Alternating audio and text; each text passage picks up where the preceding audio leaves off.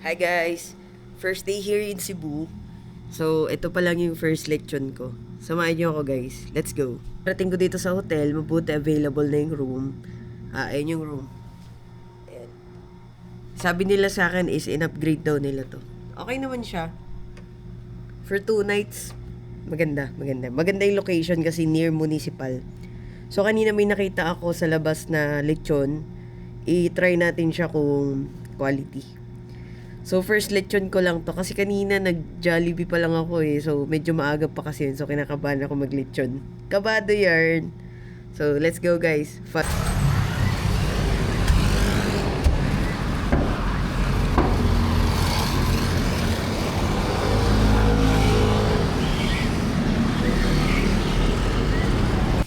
Take out na lang ako kasi medyo maraming tao tsaka medyo maingay sa labas. Baka hindi tayo makapag-video ng maayos.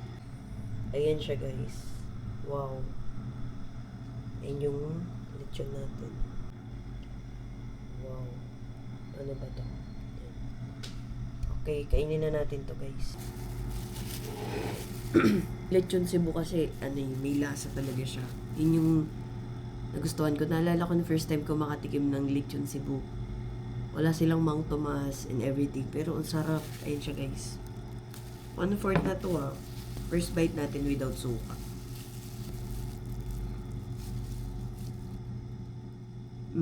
Sarap.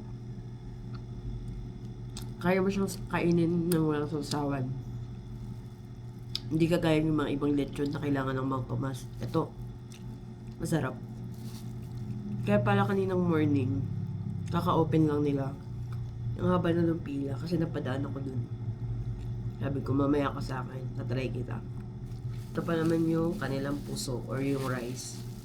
Maaga ako nagdi-dinner ngayon kasi maaga ako magpapahinga. Kasi may lakad tayo manang maaga tomorrow. This video is not sponsored by Coke. Hindi ah. Charis.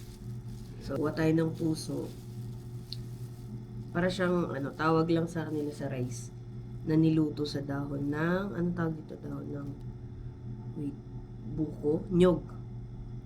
Alam mo, galing ibang bansa, buko.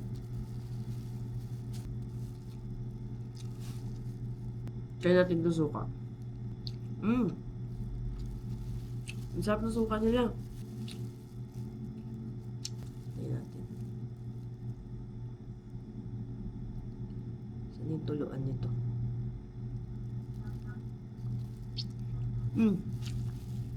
Labas ng suka, uy.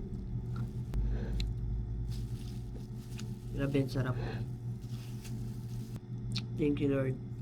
Naubos ko na isang puso. Hindi pa natin na-try ito. Balat. Diba? Lagi tayo nawawala ng balat. Try natin. Hindi na siya crispy ah. Kasi kanina pa ito na naluto. Crispy pa rin pala. Sarap din.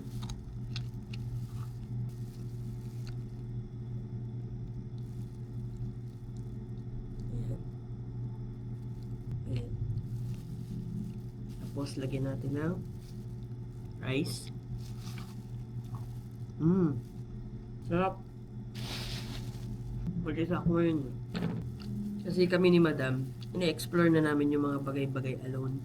Like last time, mag-isa siya, pinayagan ko siya. Go lang. Masaya naman siya. Ayan. Try ko rin mag-isa.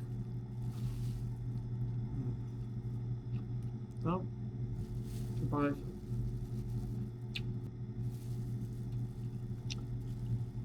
Okay guys, thank you for watching. Sama ko kayo bukas sa gala ko. Let's go.